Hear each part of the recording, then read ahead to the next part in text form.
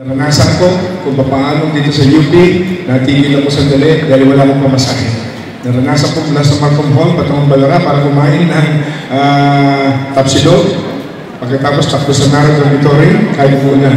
Naranasan ko mag-apply sa Alimars Bookstore para na makapasa ng libro. Pero ako nakatapos sa magitan ng tiyaga at naging academic scholar, pinagturo ni Dr. Prudente kahit hindi pa graduate ng Political Economics. Kaya mahal na mahal sa akin ang education. Ayaw ko ng education system ay mapasok ng politicking. Kaya I'm absolutely in favor of that. And I got the idea, I will be the principal sponsor of that bill, gave me fixed term to the Education Secretary in order to protect the best education system for the next generation. Thank you.